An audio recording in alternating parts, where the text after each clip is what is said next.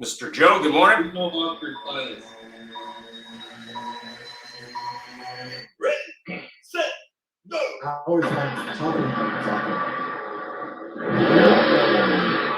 Coming to you live, it's the AutoHub show with Ian and Jeff. Here we go. Who said you can't teach an old dog new tricks? Hi, I'm Taylor Rubenstein, the founder and CEO of a company called Retail Resilient, social selling for the car industry. And we help auto dealers, auto agencies, and vendors in the auto industry sell more cars, service more cars, and make more money using our social selling strategy. That includes TikTok, Instagram, Facebook, LinkedIn, and anything else you can think of. So if you're looking to invest thousands and make millions, we're definitely the social selling company for you. Like I said, who said you can't teach an old dog new tricks?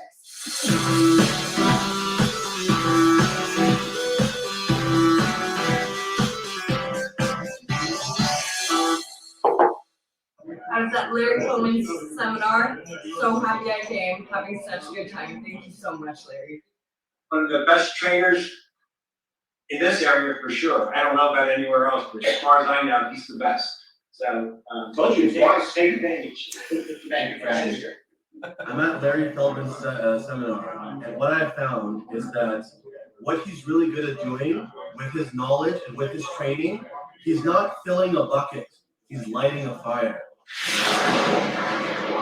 Ways to improve. Every month we want to improve better on what we did the month before, maybe the year before. It's about how fast we can get the cars done with quality work to get it to the front line, because that's where we make our money. And the bottom line is, the longer it takes, the more money we spend. We want to get it down as low as possible. Right now, like I said, we're in a great stage. We're at 4.5 days.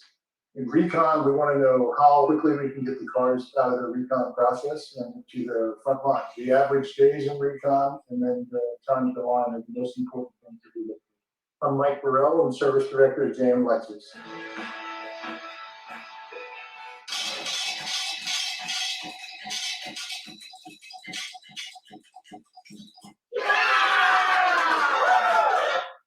And good morning and welcome. And a special welcome also to Doug and Joe who joined the show. Obviously, feel free to join in. And I got a couple of books. I spent a lot of time on the weekend, believe it or not, looking at anger and problems, I guess. And what I found, there are a lot of uncrunch videos about, all this help and all this stuff. But to me, what I saw in the video that I did earlier was about overreaction and how to not be angry no matter what someone else does. That always served me well in automotive, but also talking to crazy. I mean, the thing that was, I think, kind of interesting when you look at, pre-pandemic and post-pandemic, the thing that's I always believe was that 15 to 20% of people were having challenges that were visible. Today, they're a little easier to identify because they seem to wear masks all the time now. But, at the end of the day, that's where I came up with these books. Go ahead, Jeff, with the disclaimer. Actually, it's funny you're mentioning about anger. There was a video that's made the rounds on LinkedIn for the last 5, 6, 7 days about a GM and a GSM at a dealership, Toyota store somewhere in the southern U.S. that actually got in a fist fight. And it was a 3-minute video of people grabbing people, and these two guys are slamming each other into a car. And very, very interesting how frustrations and anger get over them. And of course, because anger and frustration does happen, the views and opinions of our guests are not necessarily that of the AutoHub show or Ian and Jeff. And if you want to read the full disclaimer, please check it out on the website. And I think this is kind of becoming a theme. Thanks, Jeff. I did a poll before last week's show about how to turn more customers into raving fans. And this is pretty much the result I got so far, which was better customer process. So obviously, enhance your staff, earn their happiness, and save them time were also big themes on the show last week, just so you know if you missed it live. And this week, we're doing a show on what is frustrating about the automotive business. So let's go ahead and get into it. Mr. Jeff. Well, first of all, I'm sorry I wasn't here last week. I was actually creating a family process down in the Grand Canyon. Took with my whole family for the first time in a long time. got a good thing. You talk about a customer process. We drove out there to go see the Skywalk. And what a great thing to see. And we're talking about frustrations. And we drive for 2 hours from Vegas and had a great time, stopped at some diner in some random town in Nevada. And we get there, we park at this parking lot, we walk 10 minutes to the building, we stand in line for tickets, and there's a little tiny sign on the booth, handwritten, it says, 2-hour wait to get on the Skywalk. And right beside that tiny booth, tiny little thing, a sign, is another tiny sign that says, personal items, cameras, cell phones are not allowed. So you think about this, that we go out there with excitement and we end up turning around and leaving, because what's the point in going to the Grand Canyon if you can't take a picture? And what is the point in going to looking for a car or working in the car business if all you do is get angry and have fights with each other? So that being said, I missed a great show and I was really excited to watch it after. So for our official guest today, we have two fine gentlemen. The third one was supposed to be here, but an emergency came up, and I do hope everything's okay for him.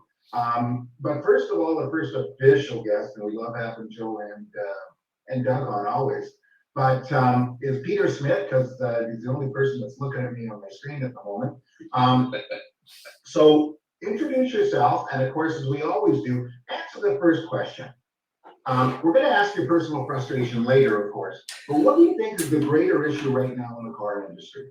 For frustration, turnover, arrogant leaders, tunnel vision, or fat and lazy dealerships? Peter. Well, my name is Peter Smith. I operate a company called the Lion Partnership. We assist dealers in every aspect of their business.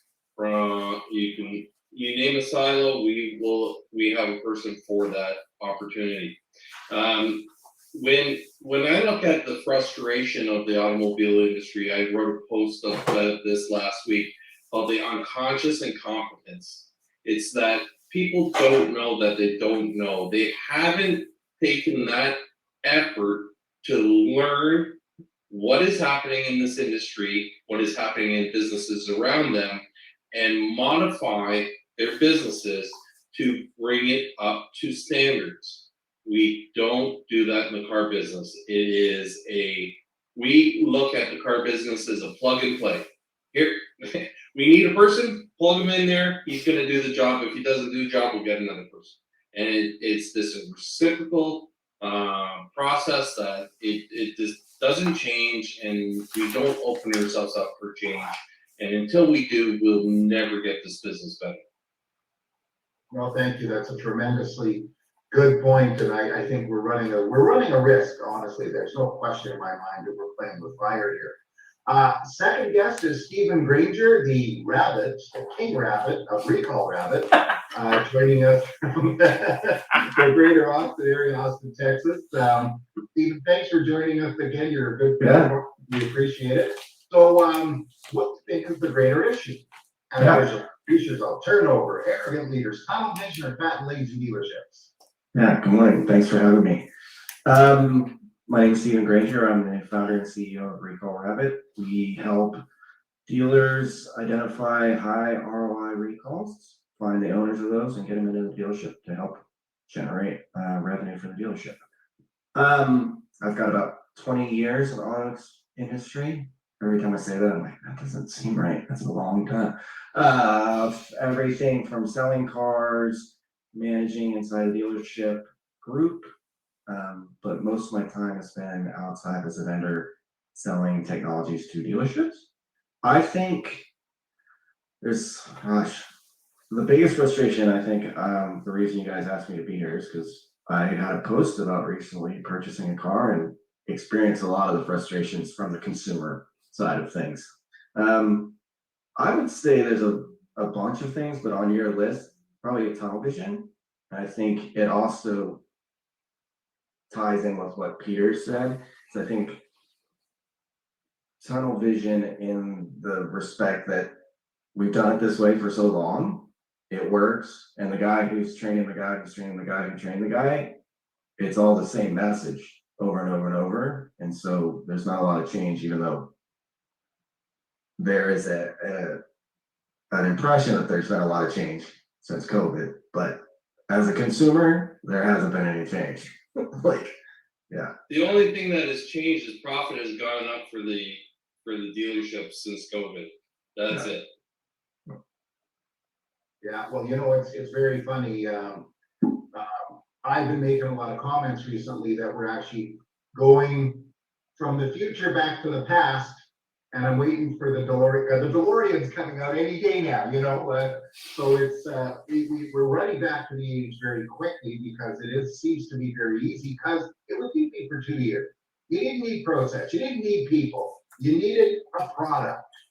And somebody wanted something with all the bells and whistles and the lane departure, don't have it. Okay, what do you got? I got that manual transmission, 2-wheel drive pickup. I'll take it. If you don't mind, Joe, I'm going to ask your opinion on this. You joined us, you piped in, and I'd love to, or you tuned in, so I'd love to get your opinion. What do you think is the greatest issue? Turnover, arrogant leaders, tunnel vision, or fat and lazy dealerships? I think it's I assume I'm the Joe that you're talking about. I think it's something closer to tunnel vision. I'm not sure if that's the right word. The word that I would use is that month-to-month cycle. You try to talk to most dealers about something that's 6 months out or a year out, they don't want to hear about it. They're going to deal with that once the fire is already upon them, and then it's going to be a panic, right? Because they're always looking at that next 30-day thing, I talk to a lot of people as a journalist. My background in my website that I do and some of the other journalistic writings that I've been a part of, where a number of really good dealership tools and training tools have kind of come across my desk. Some of them related to electric vehicles, some of them related to financing, some of them related to warranties and F&I stuff. And I always look at them and I go, wow, this is really neat stuff. Why can't you sell these? Why are why isn't the dealership world pounding the path to your door, right? And the answer I always get is kind of the same thing. And maybe it's an excuse, maybe it's not, but it's this idea of this is something that the dealerships are going to have to worry about next year or 2 years from now or 5 years from now. And there's zero interest in getting ahead of it. It's just, how is this going to help me sell on the 30th, from here till the 30th? And if you're trying to sell into the dealers or talk to them about the future, you've got like this window from like the 4th or 5th after they're done booking out last month's business until about the 20th, where they're willing to talk to you. Other than that, it's like, I got to focus to the end of the month, or I'm still dealing with the end of last month. And there's nothing else for these guys. And I think personally, that's the biggest challenge. If you can't get out of this 30-day way of thinking, you're always 30 days away from being out of a job. That's brilliant, man. I as you were talking about it, I'm thinking to myself, I remember the month ends. Oh God! Then you get into work the first day of the next month, and everybody thinks you're going at it and making more business. No, you're just trying to figure out what the heck happened. Trying to figure out what your commission's going to be. Joe, based on your comment, I came up with 3 quick items. Dealers deal with procrastination. They're the world's biggest procrastinators. The decision-making cycle can be anywhere from 3 months to a year, and by that time, the change has already happened, and you have to move on to the next opportunity. Second is dealerships always want instant gratification. They want that plug and play. They want that return on investment. They're hiring that new individual. They want that person to do 20 cars right now without any training, onboarding, or anything else. And the last thing is dealers operate with short-term vision. They do not look at long-term value. And that is the craziest thing. I looked at a dealership financials yesterday, and they did $27 million in revenue out of their sales department, but they have no single policy for long-term customer value. Not one. It's crazy. Not one. And they're not operating a business. How can you go to a bank and say, hey, I don't have a business plan, but my revenues just from the sales department is 27. It's about a $50 million revenue business. They don't have anything. It's ridiculous. Well, that's Nobody cares about the value. Or even the bank. You walk into the bank and say, here's how much money we made this year, here's how much money we made last year, and the year before, and the last 2 years, it's been lots of money. They go, you bet, you got it. Yeah. Yeah, so they're in a windfall situation, but they don't see the tsunami that's coming at them right now, and it's coming at them hard and fast. Your turnover is going to triple. They're going to go like last year we had the lowest turnover at 34%. It's going to be about 70% going into this year, because no one's going to be making the $2,500 commissions, $3,000 commissions, because they're $10,000 over this. And so on and so on and so on. They're just not going to do it. So we have a huge concern moving forward, and we have to start our recruitment now. We have to start change our training, induce coaching into everything, and make it a true business, a true multi-million-dollar business. 100%. We had a comment from Doug. It's interesting how most major frustrations, some won't even listen to alternative ideas. And I would agree with that 100%. I've been talking to dealers now for probably 13 years about different technology in automotive, be that in the service drive, in the website area, in different call center areas, different areas. And what I've found the most illuminating lately has been that if that demonstration is any more than 5 or 10 minutes, they just don't have time for it. Like, what do you mean? It takes like 20 minutes to learn about it? I don't have time for that. Obviously, our guests have been quite vocal about the difficulty buyers are having buying a car this year. What is your number one frustration outside a prospective client thinks they know more than you? What do you think about that? And let's start with Mr. Granger. I mean, you have that experience, so what do you think? I think like I said in the post that I referenced earlier, going through the experience as a consumer was really illuminating to me about the changes that have not really occurred in the dealer space since I've been in it in 20. Like the only thing different is there's a computer on the desk, maybe, like if that's what it felt like. But Peter touched on something earlier.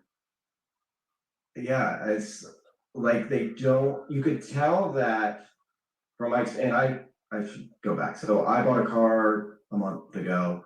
I had a set dollar amount. I was paying cash. I was talking to dealerships across the board. So franchise independents, large, like top 3 dealer groups in the country to local owned groups, right? So it was a wide spectrum of the space. And what it felt like, because I'm in the industry, it felt like what has happened over the past couple of years is someone's come and sold me technology that's going to make my process so much easier and better and more efficient. I'm going to be like Apple, I'm going to be like Amazon. Technology is going to help. And you could tell from a lot of the stores that no one had actually gone through the process who had purchased it. Because if they had, it would be changed, because links didn't work, tools were cumbersome, you would end up at dead ends, you call in, you can't get to a person. I was super specific about what I was wanting, and I'm clear, like, I'm a car person, I'm going to make this super easy on you, it's going to be an easy sale, here's the questions I have. And I would get terrible autoresponders. No one would communicate with me. Like, I even had one dealer I went to that, like, I was narrowing it down to 2 cars, and I ended up paying more at another dealership because the guy wouldn't respond to me. He was kind of a jerk. He was explaining to me how the industry works, and I don't understand pricing. And I'm like, it was just, I was really aghast, and I said in my post, like, I feel bad because I'm the guy that's out there trying to sell technology to stores, and it was kind of sickening to me because I feel like it's an easy, and again, I'm sorry, I keep referencing Peter's comments earlier, but like, they're looking for a silver bullet, and they're like, oh, this is great, I'm gonna buy this thing, and you can tell that's happened.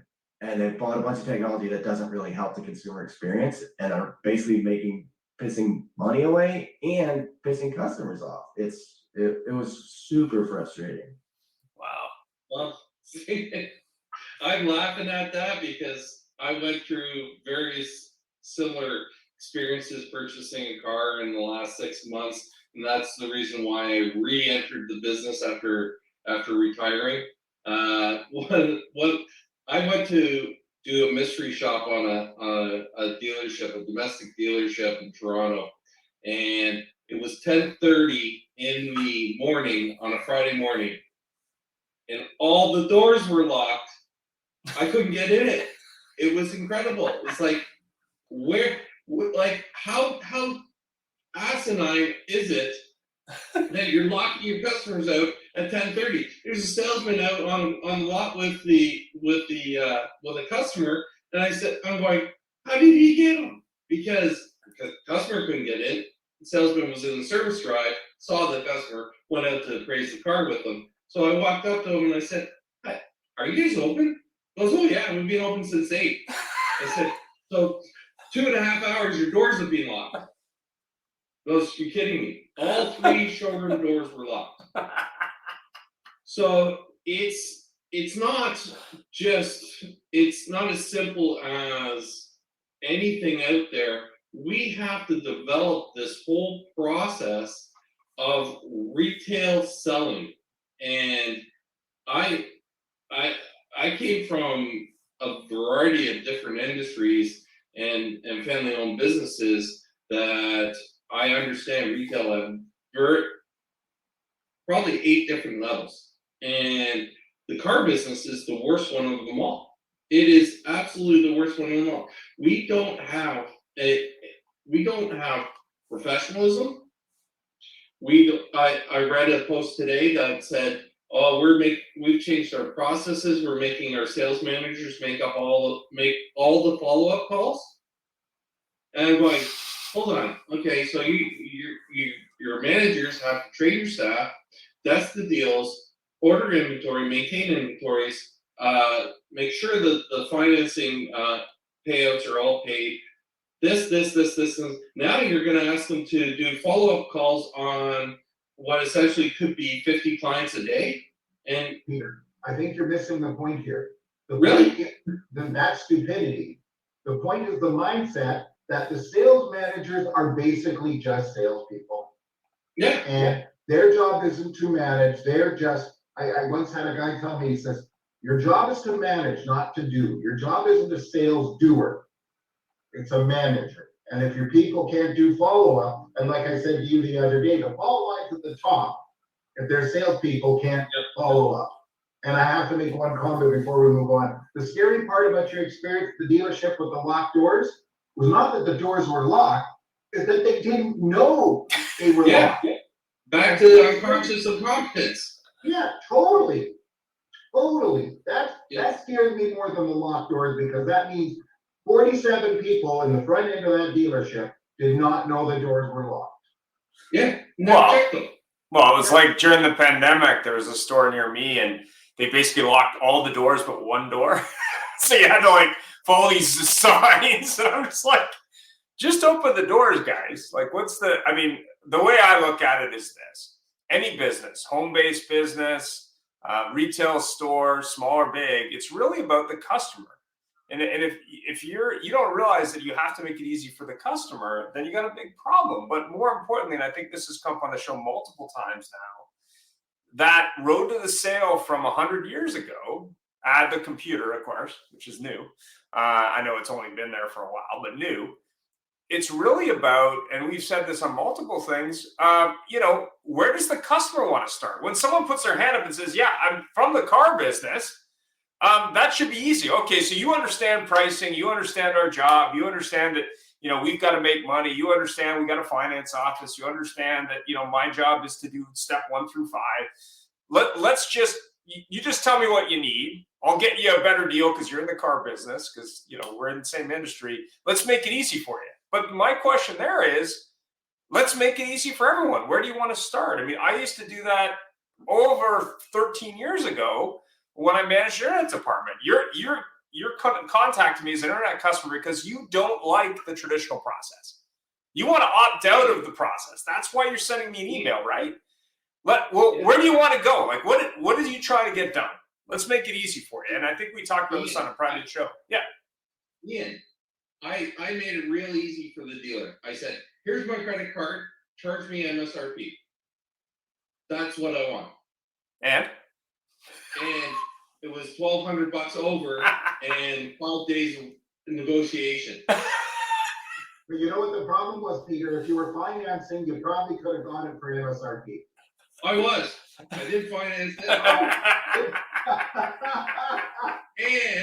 And the best thing is, one of my closest friends was the president of the OEM, so I could have bought it at below employee cost. I just couldn't wait. And I worked for the dealer I bought it off of. You know, we love to prove to each other that we have no friends. Oh, absolutely.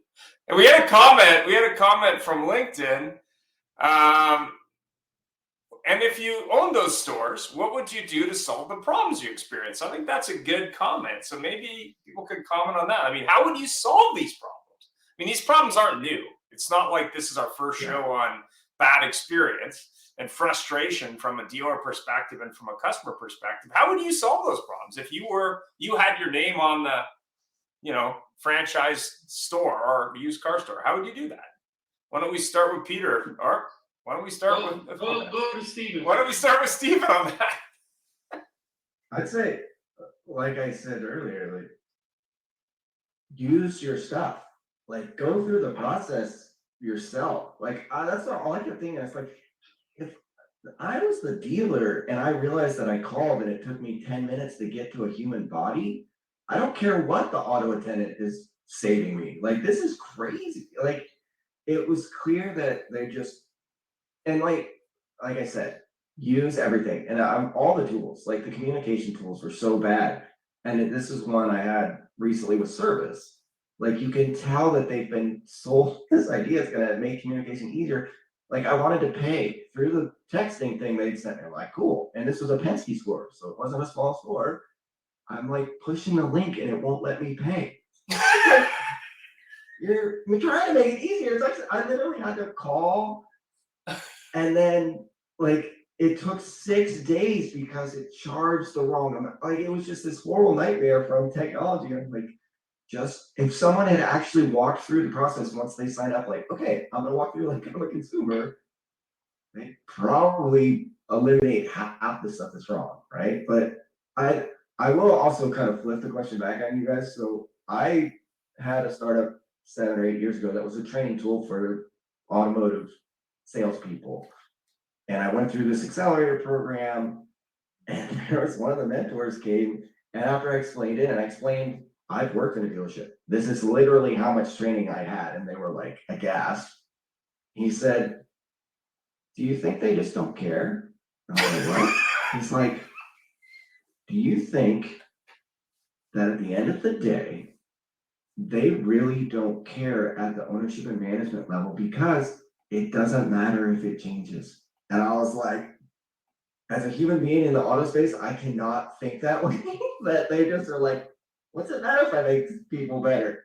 People are going to come in, buy the cars. I got the jet. I bought the store down in Florida. What does it matter? I don't need to change anything. I don't care. So I'll just go to the turnover. I have to jump in on this because this reminds me of Kanye West. Okay? He can say and do anything he wants, and he's still this bigger than life thing. He lost a lot, became a billionaire. So what? And this is what's happening with us because the dealers, and the reason I put that comment in about fat and lazy dealerships, they're fat. And if you're the CEO, unfortunately, all 5 of us here are looking at me in the screen, and God, who isn't looking at me on the screen, we're sitting there going, yeah, well, we would change it, da. But let's not kid each other. If you are the CEO of Penske Automotive Group, you are making yourself $24, $25 million a year in your salary. Your stores are profitable. You don't have a dud in the group as far as non-profitability. The accountants are happy. Why should you change? Now, later on, when things screw up, you just fire a bunch of people, replace a bunch of executives, replace a bunch of GMs, and everything looks good until you retire and the next guy picks it up. And everybody says, it wasn't me. Yeah, but change is hard. I mean, I think the way I got to look at it, and this is just my 10 cents, and I think Carvana and others have tried to change it. Really at the end of the day, it takes someone who has the vision to get it done, to execute it, and is willing to take that long road that it takes. I think customers, when given a better choice at scale, eventually are going to prefer that. Now, it may take 10 years. And I think Doug from A to Z Sync and obviously others are doing that. And I think, Paragon and others are changing that. But as the industry continues to, buy up other stores, eventually there is going to be a trailblazer that says, hey, how can we make this better, not only for the customer, but as a business? And I think if I was working in retail today, my biggest fear would be, well, they're going to figure it out, but more importantly, they're going to figure it out with less people. And I think that's the bigger challenge. But that's just my 10 cents. I mean, when I sold cars, to me, it was always about welcoming the person to the store, explaining them how it works, explaining to them, what it works from my perspective, and then saying, hey, how do you want to do it? I mean, I can go through these steps, but these steps might not fit. Like, I'm not saying they aren't great. When I first started, I thought they were crazy. But at the end of the day, to your point, Jeff, they work. But why not speed up that road to the sale if you can? Like, why should someone be there for 8 hours? Yeah. Like, a couple of years ago, a digital dealer, Sean Niffen, the director of marketing, I think it's VP of marketing for Germain, he was giving this talk, and he said something, and I was like, he was explaining Chick-fil-A, and he's like, when you go into Chick-fil-A, the little kid hands you your sandwich and says, my pleasure. For an $8 sandwich. We're selling $60,000 SUVs.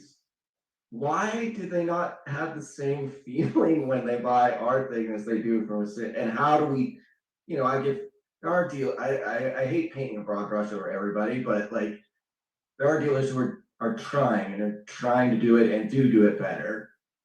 And but it takes, it's like moving the Titanic, to your point.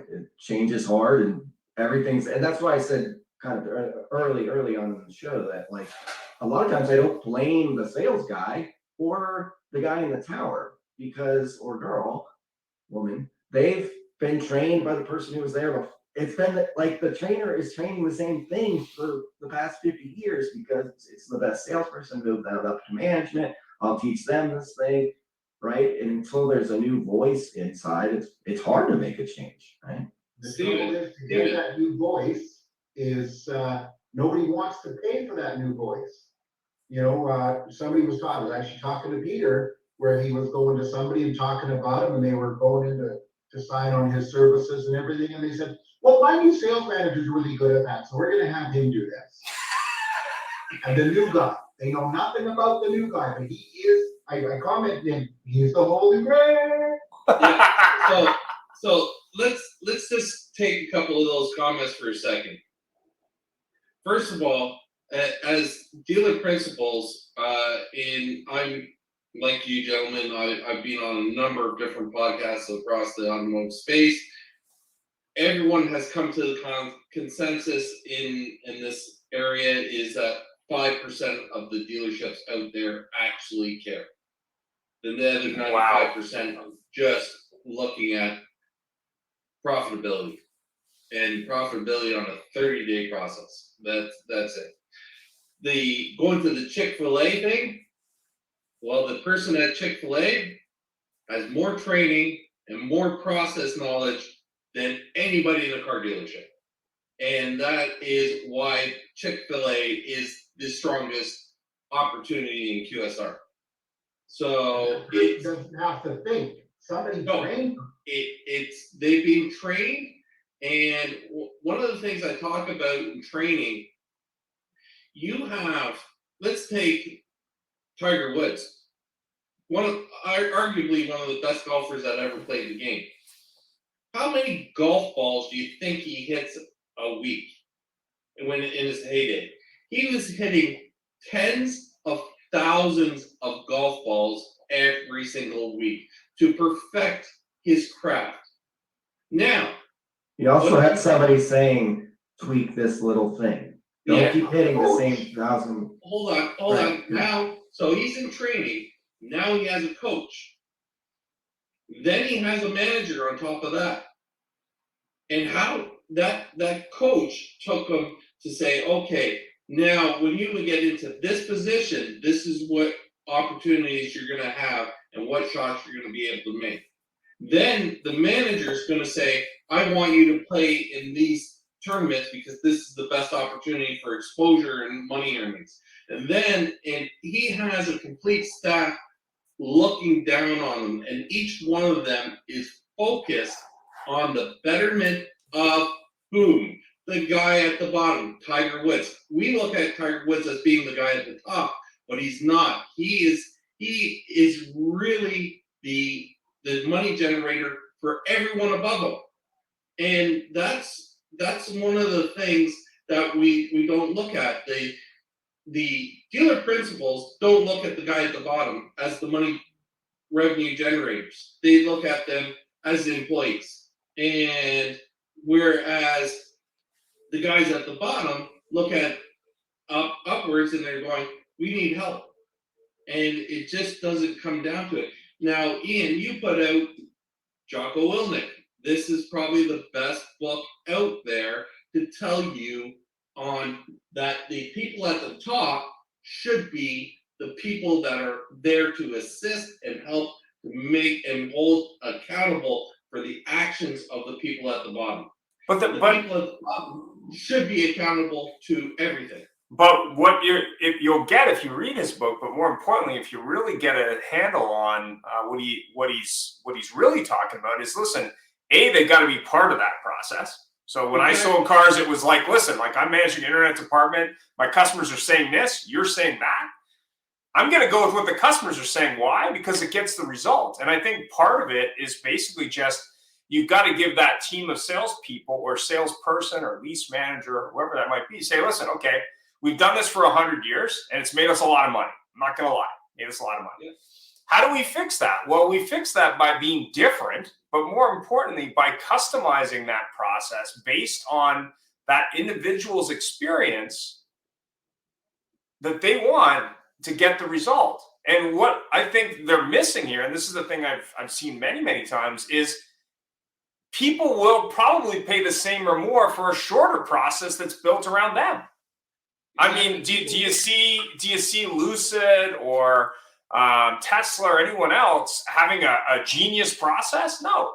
All they're saying is, listen, welcome to the store. Thanks for coming in. We got these 3 cars. They all look like the same car, but there's 3 of them, 4 of them, or whatever they are. We haven't changed them in 10 years. But the good news is you can build online, come here, and you can buy it. There's no like, oh, let's take you through this process and take you through that process and do this. So, what I'd recommend for dealers to fix this process is really simple. Sit down with your team and say, listen, I'm not saying we're going to do what you say we're going to do, but you actually deal with customers every day. That's your job. What are you hearing? How can we improve things and make them part of that solution? I'm not saying technology isn't part of it. I think it is. But to Stephen's point, badly executed technology is not a help, right? It's just not. Would that be the word collaboration? Yeah, I mean, you got to have that person or people have to be part of that. It can't just be a top-down philosophy. They've got to own that process. They got to be responsible for it and accountable. But more importantly, they got to have input into it. So I think that's the biggest issue, and it's the same problem we have with the OEM. The OEM comes and says, "Oh yeah, we've got it all figured out."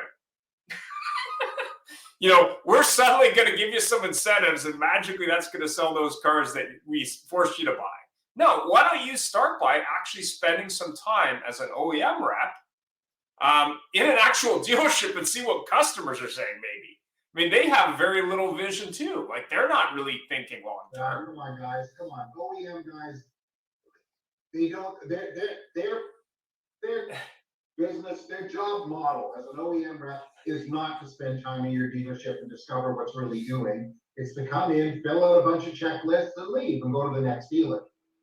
Yeah, but I mean, I think it's really at the end of the day, it's about looking for the best examples in an industry, pick the industry, and saying, listen, let's listen to the people who deal with customers.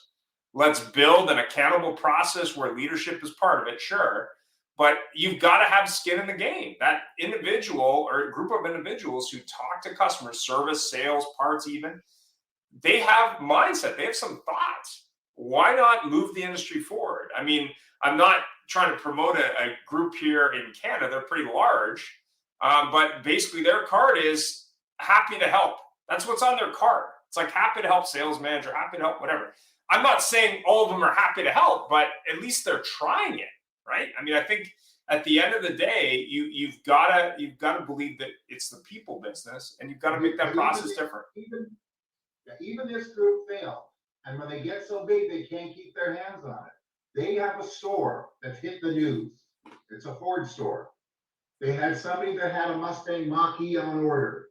He got a serial number. He tracked it online. Everything, the car's shipped. He calls them a month later, where's my car? It isn't built yet. They sold it to somebody else for more money. Same store, another couple had an e-Transit on order. Same thing, tracked it, everything. And boom, it got sold to somebody else. So they're happy to help, but the trouble is in this particular case, the top's pretty good. I know this group, the top is pretty good. And the middle's pretty good. And even in fact, because this is it's across the entire country and probably heading into the States too now. So they've got 75 rooftops. So as good as the top is, as good as the below the top is, something's falling apart when it comes to who is ever above the individual stores. And in fact, their VP of something, a big VP, he was on the national news getting shredded by a journalist and he basically said, we screwed up. They found this other person, a Mach-E, a better one, and gave it to him for the same price. So they lost the money.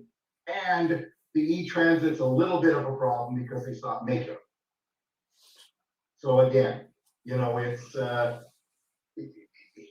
I'm a big one to promote top down, because the top's screwing up in many cases as far as I'm concerned. But also, we can't just blame the guy above you, can't blame the guy below you. It's got to be a level of accountability all the way down. Yeah, you have to listen to everybody and work as part of a high performance team, which is what extreme ownership's all about. But at the end of the day, I think it's possible to do it much better. That's why I got into the car business 23 years ago. And what got me interested was not just cars. It was the fact that the bar was set so low for the average salesman. I was like, I'm going to do real well in this industry. Why? Because the bar was set so low. I was like, this is going to be a very profitable venture. This circumstance with these cars, guess who the big loser was on this circumstance? Salesman. The poor schmuck who did a deal, was really nice to somebody, probably new with the business, and no deal, no nothing. Nobody cares about them because they don't count. They just don't count. Yeah. And maybe you should start making salespeople count.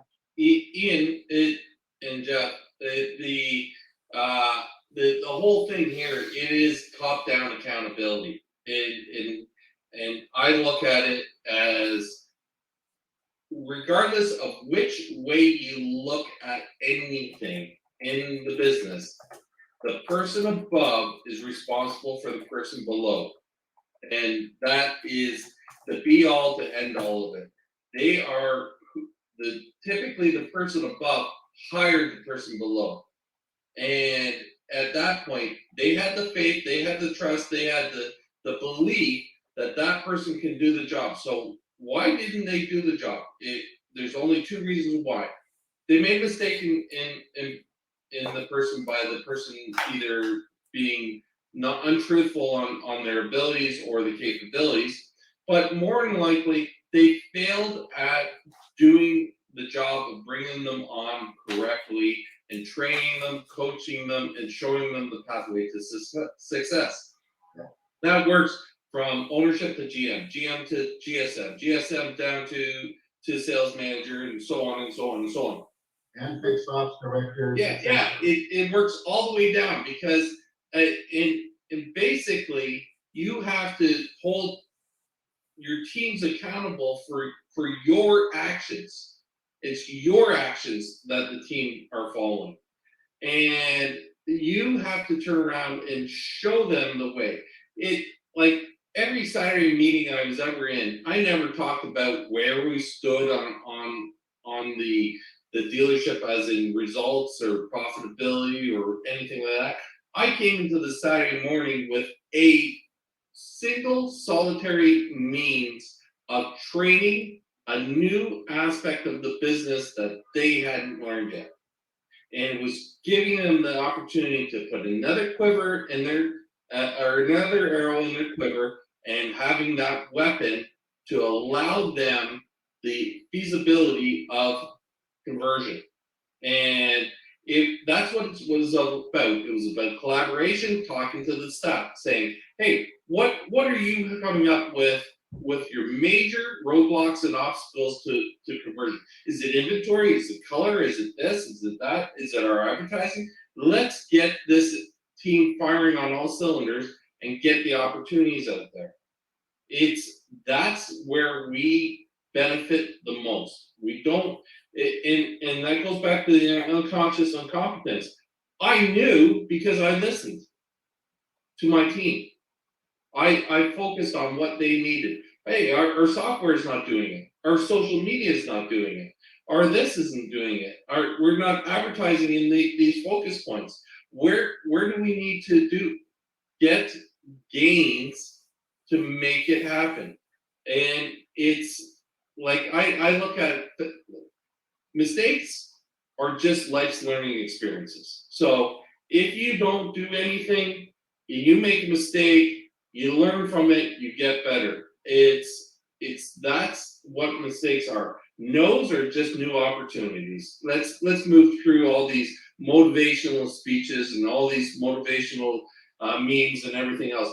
They make sense. This is how, if you go into Cavender in Texas, they have motivational sayings all throughout their education room. You look into any of these great groups, it's all about motivation. It's positive thoughts, not saying, hey, you know what, our inventory is low and you won't get a RAV4 hybrid for 18 months because they're all sold out, and we have a backlog of customers, and so be it. Your income is going to be a third of what it was last year. Well, where's the motivation in that? It's understanding what people need and how to drive them forward. Give them a business plan. We have 5 minutes left, so I want to switch gears, Ian, if you don't mind. Yeah, go ahead. Our bonus question, and I actually was inspired by this about a year and a half ago by Stephen. And it is the bonus question. I'm going to hit you, Stephen, with this. What are we doing well? Let's say some good stuff, because you know something, I find myself going down that path very often, where it's like, oh, Jesus, but hey, you know something? There are salespeople earning a good living that are doing a job right. There are dealers that are doing a good job right. There are service advisors that are doing a job right. So generally, what are we doing well? Sorry.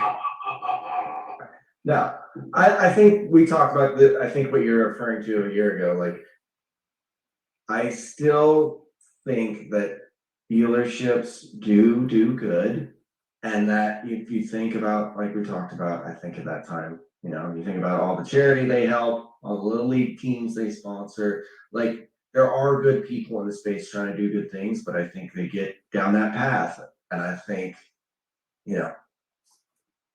what I will say, I went through that horrible experience. I did get a guy eventually that was the salesperson. I walked in, the car I wanted to buy, I saw as I was walking in. I was like, that's what I want to buy. He was awesome. And I think if you ask everybody who's bought a car, that moment, and this is what I wish dealers could grab onto, one of the best moments in your entire life is you get that key, you start up the car and you drive off the lot. Like, what an amazing feeling. And I think that's what I wish dealers could think of and reverse. Like, we want that through the whole process. How do we come up with process to make that feeling everywhere inside the building instead of like drudgery. But the guy who, he was great, and he's been great about follow-up, getting my license plate, like all the good stuff. But it took me going through 40 other dealers that were just terrible, So they're all good people, and it's just like, I wish we could grab that person, push them out to everybody. So I hope that answered the question about positive. That was kind of a negative. Oh, positive. you know what? It's funny because I remember that when I put this down, because I just remember that because we have so much of what we do. Peter and I, we talk and it's like, and there's something good going on. It's not just because, the only Toyota store within 62 miles is that one, so it is. So Peter, what do you think we're doing well? Well, I can tell you in my experience, we're actually hiring better people in this industry. As limited as they are, it seems like each dealership has at least one stellar person that they've hired, and if you look through their LinkedIn, they've been in the business for less than a year, and they're stellar, and they actually understand what it is to give hospitality, to give service, to do outboard marketing, to do social, to do this, and we're starting to actually see that in our advertising for positions in this business. We want these traits to move forward. Now, this is the latest grasp that the owners are going after. Hey, you know what? We're gonna get the barista. We're gonna get this, and they're gonna be our new stars, and they're gonna love that, going from a Starbucks barista making $35,000 a year to making $80,000 in the car business. That's the latest thing. The owners are actually starting to open up to new opportunities and bringing experts to help them coach their teams. That's another thing that we're doing well. It's not at the level that it should be at. And the last thing I would say is we're onboarding tech at faster than we ever have, yet that tech is not being trained properly for the opportunities to give the ROIs that the owners are getting told. And the last thing I'm going to add is this is the negative, but it is a positive. We need to look at data. We have it, and we got to extrapolate from that data who our customers are, how to deal with them, what the speed that they want to be looked after, and we have that all at our hands. And if we do it, it's going to revolutionize this business and take it down to the 45-minute sale that everyone's asking for. And Doug's company has brought it down to under an hour because it's an amazing system. Yeah, well, that's a very interesting comment. Yeah, I thought of something that we no longer have the closet in the back with all the stuff gathering dust. We have the virtual closet gathering virtual dust. Yes. So what's your thought on what we're doing well? And I think that, one of the few really great things about the car industry that has always been there, and I think for the foreseeable future will still be there, is that it is a meritocracy to some extent. If you come in and you do the right thing and you build a connection with your customers and your community, you're going to do well, you're going to make money, and you're going to succeed. And if you come in as a cynic, maybe you'll churn along and you'll do 8 to 12 a month, and you'll make some money here or there, especially if you really like to crack people. You'll probably make a decent living, but you'll never reach that next level. And I think that's going to happen at the management level and at the high end level. And I think some of these dealers and some of these corporate groups that do have more than that 30-day short cycle vision are going to keep getting bigger and bigger, and they're going to squeeze out all the mom and pops and Lucky Sperm Club kids that are happy to keep cashing their checks at the end of the week and not worry about what it's going to look like in 5 years. Just to add to that joke, I posted a comment by Nick Saban, the famous coach. Average players want to be left alone. Good players want to be coached, and great players want to be told the truth. And that is so in point to what is being said today on the show. We need to be told the truth to get better. I came up with this idea popped into my head while everybody was talking. Maybe it's time we change some of the role descriptions, not the description, the titles. And Toyota's got product advisor and all that stuff. I had a salesman in my Toyota store. The guy was a 25 car a month salesman. He never took it up. He'd been there 50 years. He had people coming in, repeat, referral, here's my kid, etc., etc., etc. The company changed the top. The son came in, brought in a henchman, made everybody miserable. This guy lasted about 18 months. This guy lasted another year, and then he got poached by another Toyota store. He went to 12 cars a month. That store lost about 10 deals a month because he wasn't there. So maybe instead of sales consultant, product advisor, what about sales partner? What about service partner? Because it is a partnership, and we forget that. No salesperson is better than the dealership. There's no way. And no dealership is better than the salesman, even though there's a difference. They have the brick and mortar, and they still have the sign up, but they lose business. The salespeople lose business. And if you piss somebody off to the point that they're prepared to give up about $8 or $9 grand a month to get away from you, something's wrong. Well, I agree with that, but at the same time, I think a part of it is that when you get into the car business, everyone looks at it as a temporary career choice. Like, I mean, what was it? I think trainer years ago said, yeah, I left working at my typical job and I went covert into the car business, didn't tell anybody. Part of it is that it's temporary, but also there's no real long-term plan for that person's career. And there's no support. I mean, you can blame the management, you can blame the owner, you can blame the OEM, you can blame all this stuff. But at the end of the day, we should start looking at the car business as a career choice, but more importantly, as a great career choice. Yeah, it's a partnership, but at the same time, that person who maybe is worthy as a manager maybe isn't worthy as a manager because they were never given any support to get there. I mean, I remember when I sold cars, my dream was, I want to be a sales manager. And then I became a salesman. I'm like, why would I want this job?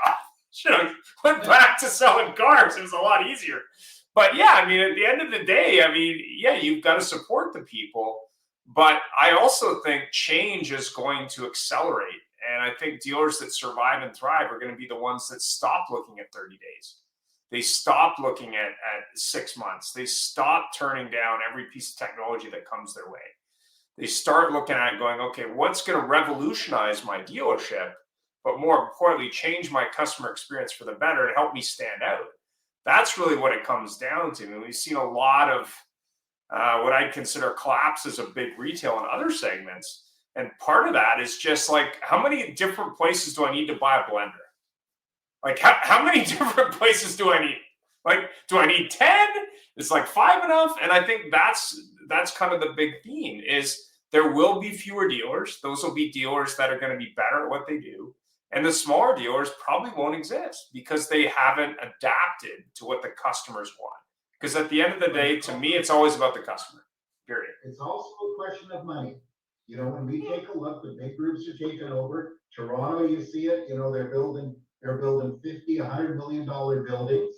And the small independent can't keep up with that. Yeah. And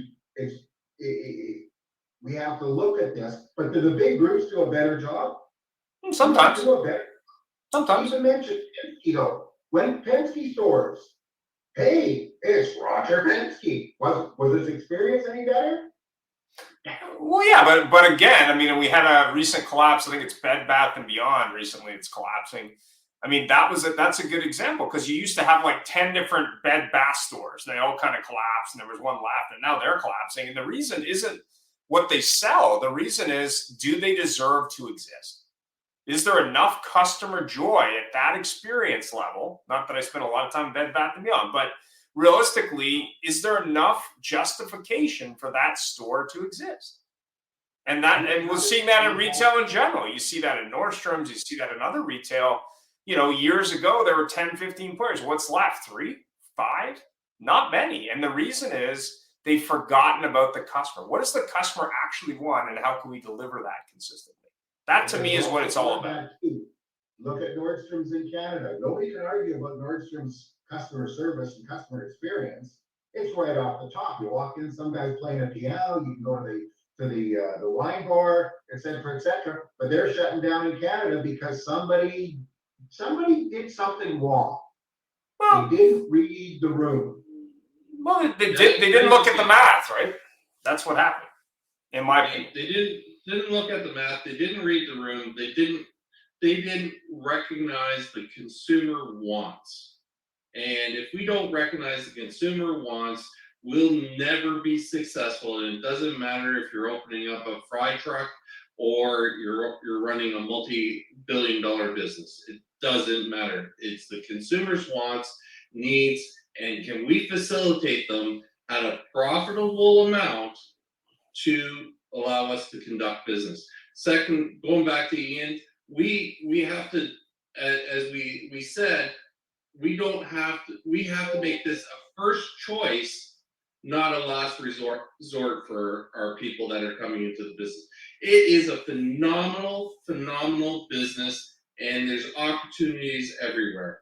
And I can discuss on how great it is because I've loved this business since I well before I even got into it. So it's an opportunity out there. We can make it better. Let's get the frustrations out. Let's start focusing on what the needs are, change and bring change to the platforms. And because there is that opportunity, we can take it to a frictionless process and we can make it easy.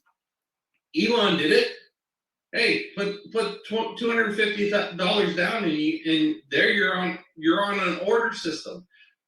Well, okay, hold on. The OEM that controls the order bank, the dealership, no one else can buy a car because it's already structured in there, and the car comes. It's simple. The car comes to wherever the dealer is, and it's not they operate on an agency model, but you can do that at a franchise model. It's not hard. Technology is there to do it, and we can stop the people and we all know about the people that walk in and they buy a car, and then they go to the next dealership, buy another car, and then cancel the last dealership because they saved $40. And then the reciprocal process keeps going until they get to the point where someone throws them out of the dealership. We can stop that. It's easily done. Tech's there to do it. So we that's a frustrating size. So anyways, I can go on and on and on. No problem. Thanks for being on the show today. I really appreciate it. Any final thoughts, Mr. Jeff? All right. Thanks. It's been fun. Stay well. Take care. Bye. Thank you. Bye. Thanks for joining us. It was a great show, and follow us anywhere you would like on your favorite podcast, on Facebook, on LinkedIn, and of course on our YouTube, or subscribe to our own channel.